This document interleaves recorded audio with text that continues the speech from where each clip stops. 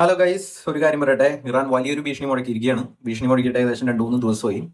അവര് പറഞ്ഞിരിക്കുന്നത് straight of Hormuz പൂർണ്ണമായി അടച്ചിടുമെന്നാണ്. അതായത് 100% സ്ട്രൈറ്റ് ഓഫ് ഹോർമുസ് ഇറാൻ അടയ്ക്കാൻ പോവുകയാണ്. ഇപ്പൊ ഞാൻ ഇത് പറഞ്ഞപ്പോൾ നിങ്ങൾ ഒരുപക്ഷെ ചിന്തിക്കുന്നുണ്ടാവും, ഈ പൂർണ്ണമായി അടച്ചിടുമെന്ന് പറഞ്ഞാൽ എന്താണ് അർത്ഥം? കാരണം അവർ അടച്ചിട്ടിരുന്നതാണല്ലോ. പക്ഷേ ഞാനൊരു കാര്യം പറയാം, അവർ അടച്ചിട്ടിരുന്നു എന്ന് പറയുമ്പോൾ അവർ ചില കപ്പലുകളെ കടത്തിവിട്ടിരുന്നു. അതായത് അവരുടെ സുഹൃത്ത് രാജ്യങ്ങളുടെ കപ്പലുകളെ അതിലൂടെ കടന്നു പോകാനായിട്ട് അനുവദിച്ചിരുന്നു. അതിനുവേണ്ടി ഇറാൻ ആ കപ്പലുകളിൽ നിന്ന്, ആ രാജ്യങ്ങളിൽ നിന്ന് പണം വാങ്ങിയിരുന്നു. ഏകദേശം $2 മില്യൺ ആണ് വാങ്ങിക്കൊണ്ടിരുന്നത്. അപ്പോൾ അങ്ങനെ $2 മില്യൺ ഒക്കെ അടക്കുന്ന കപ്പലുകൾക്ക് സ്ട്രൈറ്റ് ഓഫ് ഹോർമസ് വഴി പോകാറുണ്ട്. ഈ $2 മില്യൺ എന്ന് പറയുമ്പോൾ ഏകദേശം 20 കോടി രൂപയോളം വരും ഇന്ത്യൻ മണി. എന്നാൽ ഇപ്പോൾ ഇറാൻ പറയുന്നത് എന്താണ്? ഇപ്പോൾ ഇറാൻ പറയുന്നത് പൂർണ്ണമായി ഹോർമസ് അടയ്ക്കും. അതായത് ഒരു കപ്പലുകളെയും ആ റൂട്ടിലൂടെ കടന്നു പോകാൻ കഴിയാതെ വണ്ണം എല്ലാ കപ്പലുകളെയും ചോക്ക് ചെയ്യുമെന്നാണ് ഇറാൻ ഇപ്പോൾ അവകാശപ്പെടുന്നത്. ഇതെന്തുകൊണ്ടാണ് സംഭവിക്കുന്നതെന്ന് ഒന്ന് നമുക്ക് ജസ്റ്റ് നോക്കി നോക്കാം. അപ്പോൾ ഇത് പറഞ്ഞു വരുമ്പോൾ ഒരു കാര്യം ഇവിടെ എടുത്ത് പറയാതിരിക്കാൻ വയ്യ. കാരണം ഈ ഡൊണാൾഡ് ട്രംപ് ഉണ്ടല്ലോ, അയാൾ ഒരു പ്രാന്തനായ പ്രസിഡന്റാണ് അമേരിക്കയുടെ. ഇറാനെ അദ്ദേഹം ഭീഷണിപ്പെടുത്തിയത് ഇറാന് നല്ല രീതിയിൽ പ്രൊവോക്ക് ആയിട്ടുണ്ട്. അദ്ദേഹം പറഞ്ഞല്ലോ, 48 മണിക്കൂറിനുള്ളിൽ സ്ട്രൈറ്റ് ഓഫ് ഹോർമോസ് തുറക്കാത്ത പക്ഷം ഇറാന്റെ പവർ ഇൻഫ്രാസ്ട്രക്ചറുകളെല്ലാം തന്നെ അടിച്ചു തകർക്കുമെന്ന്. ഇത് ഒരു പരിധിവരെ ഇറാനെ നല്ല രീതിയിൽ പ്രൊവോക്കേറ്റ് ചെയ്തിട്ടുണ്ട്. എനിക്ക് തോന്നുന്നത് ഈ ട്രംപിന്റെ സ്വഭാവം അനുസരിച്ച് ഒരു പ്രാന്തൻ സ്വഭാവമാണ്.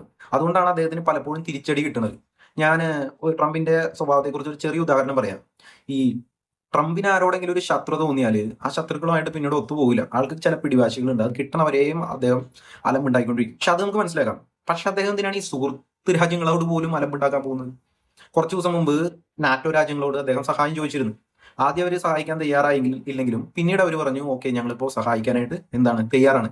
അപ്പോ ആ ട്രംപ് തിരിച്ചു പറഞ്ഞ മറുപടി, നിങ്ങൾ വൈകിപ്പോയി എന്ന്. അത് പറയും മാത്രമല്ല, അവരെ പരിഹസിക്കുകയും കൂടി ചെയ്യണം. അവരെ പേപ്പർ ടൈഗേഴ്സ് എന്നെല്ലാം വിളിച്ചിട്ട് പരിഹസിക്കുന്നു. അത് പിന്നാലെ നമ്മുടെ ബ്രിട്ടന്റെ കീ സ്റ്റാമർ, അദ്ദേഹത്തെ കുറിച്ച് ട്രംപ് ഒരു വീഡിയോ കാണുകയും ആ വീഡിയോ കണ്ടിട്ട് എൻജോയ് ചെയ്യുകയും ചെയ്യുന്ന ഒരു വീഡിയോ ഈ ട്രംപിന്റെ തന്നെ സോഷ്യൽ മീഡിയ പ്ലാറ്റ്ഫോമിൽ അദ്ദേഹം തന്നെ എടുത്ത് ഷെയർ ചെയ്യണം. എന്നിട്ട് പറയാണ്, ഈ കീ സ്റ്റാമർ എന്നെ ഭയപ്പെടുന്നുവെന്ന്. ഇങ്ങനെ സുഹൃത്തുക്കളെയൊക്കെ അപമാനിച്ചാൽ അവർ ഒരു തരത്തിലും പിന്നീട് പിന്തുണ നൽകില്ല. അത് മാത്രമല്ല, സമയം കിട്ടുമ്പോഴൊക്കെ അവർ ബാക്ക് സ്റ്റാബ് ചെയ്യുകയും ചെയ്യും. അത് നമ്മൾ മനസ്സിലാക്കണം. ഗൈസ്, അതുപോലെ തന്നെ ഇപ്പൊ യുദ്ധം ശക്തമാകുകയാണ്. 3-4 ദിവസം മുമ്പ് ഇറാൻ, നമുക്കറിയാം, ഡിമോണ പ്രദേശത്തേക്ക് തുടർച്ചയായ ബാലിസ്റ്റിക് ആക്രമണങ്ങൾ നടത്തിയിട്ടുണ്ട്. ആണവ കേന്ദ്രങ്ങൾക്ക് വലിയ നാശം സംഭവിച്ചിട്ടില്ലെങ്കിലും ആളുകൾക്ക് അവിടെ പരിക്കുണ്ട്. മരണസംഖ്യ അവിടെ ഈ ഇറാന്റെ ആക്രമണം മൂലം ഉയർന്നിട്ടുണ്ട്. എന്നാൽ ഇറാന്റെ ഈ ഒരു ആക്രമണത്തെക്കുറിച്ച് ഇസ്രായേലിന്റെ പ്രധാനമന്ത്രി ബെഞ്ചമിൻ നെതന്യാഹു പറഞ്ഞ ഒരു സ്റ്റേറ്റ്മെന്റ് വലിയ ശ്രദ്ധ ആകർഷിച്ചിട്ടുണ്ട് ലോകത്തിൽ. കാരണം ഇറാൻ ഡീഗോ ഗ്രേഷ്യ വരെ ബാലിസ്റ്റിക് മിസൈൽ എത്തിക്കാനായിട്ട് അവർക്ക് സാധിച്ചിട്ടുണ്ട്. ഇതെന്താണ് അർത്ഥമാക്കുന്നത്? മിസൈലുകൾ തടയുവാൻ സാധിച്ചുവെങ്കിലും ഒരു കാര്യം ഇതോടുകൂടി ഉറപ്പായി, ഇറാന് ഇപ്പോൾ 4000 കിലോമീറ്റർ വരെ ആക്രമിക്കാൻ ശേഷിയുള്ള മിസൈലുകൾ അവരുടെ കൈവശമുണ്ട്. അതായത് നെതന്യാഹു ഇവിടെ ചൂണ്ടിക്കാണിക്കാൻ ഉദ്ദേശിച്ച ഒരു കാര്യം, ആരും പ്രത്യേകിച്ച് ഈ യൂറോപ്യൻ രാജ്യങ്ങൾ ഒന്നും തന്നെ സേഫ് അല്ല. അവരൊക്കെ ഇപ്പോൾ സേഫ് ആണെന്ന് പറഞ്ഞാൽ ഇരിക്കുന്നത്. പക്ഷേ ഇവരൊന്നും ഇറാന്റെ നീരാളി കൈകളുടെ പിടിയിൽ നിന്ന് പുറത്തല്ല എന്ന് നെതന്യാഹു ഇവിടെ ചൂണ്ടിക്കാണിക്കുകയാണ്. അദ്ദേഹം പറയുന്ന ഒരു പോയിന്റ് വളരെ ശ്രദ്ധാർഹമാണ്. അതായത് ടെഹ്റാനിൽ നിന്ന് ബെർലിൻ, ജർമ്മനിയുടെ ക്യാപിറ്റൽ, 4000 കിലോമീറ്ററിന് താഴെയുള്ളൂ. അതുപോലെ ടെഹ്റാനിൽ നിന്ന് ലണ്ടനിലേക്കാണെങ്കിൽ 4000 കിലോമീറ്റർ. അതുകൊണ്ട് യൂറോപ്പിനെ ആക്രമിക്കാനുള്ള സാങ്കേതിക ശേഷി ഇപ്പൊ ഇറാന് ഉണ്ട് എന്നാണ് നെതന്യാഹു പറഞ്ഞു വെക്കുന്നത്. ഇറാൻ എപ്പോൾ വേണമെങ്കിലും ഏതെങ്കിലും ഒരു യൂറോപ്യൻ രാജ്യങ്ങളെ അവർക്ക് ഇഷ്ടമല്ലെങ്കിൽ ആക്രമിക്കുവാൻ കഴിയും, അവർക്ക് സാധിക്കും. അതായത് ഇറാൻ സപ്പോർട്ട് നിൽക്കുന്ന യൂറോപ്യൻ രാജ്യങ്ങൾക്ക് ഇതൊരു മുന്നറിയിപ്പായിട്ടാണ് നെതന്യാഹു കൊടുക്കുന്നത്. കാരണം യുദ്ധം നേരിട്ടാലും മനസ്സുകൊണ്ട് ഇറാനോട് ചേർന്ന് നിൽക്കുന്ന രാജ്യങ്ങളായിരുന്നു മിഡിൽ ഈസ്റ്റ് രാജ്യങ്ങൾ, നമുക്കറിയാം. ഇത്തരത്തില് ഇവരോട് ചേർന്ന് നിൽക്കുന്ന രാജ്യങ്ങളെ പോലും ഈ ഒരു യുദ്ധം ഉണ്ടായപ്പോ ഇറാൻ ആക്രമിക്കുവാനായിട്ട് മടി കാണിച്ചില്ല എന്ന് പറയുമ്പോൾ തീർച്ചയായിട്ടും എന്തെങ്കിലും ഇതേപോലെ വലിയൊരു ഡിസ്പ്യൂട്ടുകൾ ഇറാനും യൂറോപ്യൻ രാജ്യങ്ങൾക്കും തമ്മിലുണ്ടായിട്ട് അതൊരു യുദ്ധത്തിലേക്ക് പോയി കഴിഞ്ഞാൽ തീർച്ചയായിട്ടും ഇറാന് യൂറോപ്പിന്റെ ഏത് ഭാഗത്തേക്കും മിസൈലുകൾ എത്തിക്കുവാനുള്ള ശേഷി ഉണ്ട് എന്ന് പറഞ്ഞ സ്റ്റേറ്റ്മെന്റ് ആണ് ഇവിടെ നെതന്യാഹു പറയുന്നത്. ഇത് വളരെ വളരെ ശ്രദ്ധാർഹമായ ഒരു സ്റ്റേറ്റ്മെന്റ് ആണ്. ഇത് വളരെ ശ്രദ്ധിക്കേണ്ട ഒരു സ്റ്റേറ്റ്മെന്റ് ആണ്. ഗൈസ്, അതുപോലെ ഈ വിഷയത്തോടനുബന്ധിച്ച് ഒരു കാര്യം കൂടി ഞാൻ ഇവിടെ ഓർമ്മിപ്പിക്കട്ടെ.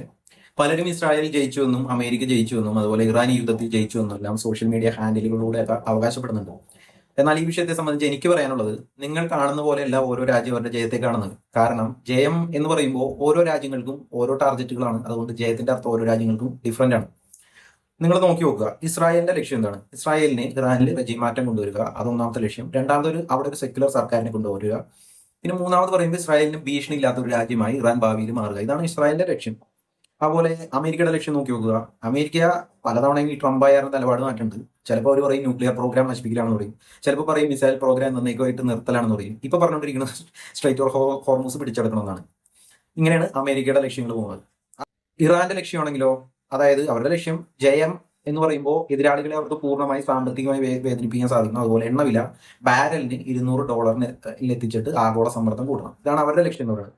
അപ്പോ നെതന്യാഹു ചൂണ്ടിക്കാണിച്ച വേറൊരു ഇമ്പോർട്ടന്റ് കാര്യം എന്താണെന്ന് വെച്ച് കഴിഞ്ഞാൽ, ഒരു യുദ്ധം ജയിക്കുവാൻ ഒരു രാജ്യത്തിന് രണ്ട് കാര്യങ്ങൾ ആവശ്യമുണ്ട്. അതായത് ഒരു രാജ്യത്തിന് ശക്തമായ ഇന്റൻഷൻ വേണം ഒരു യുദ്ധം ജയിക്കാൻ, അതുപോലെ അവർക്ക് ശക്തമായ കേപ്പബിലിറ്റിയും വേണം.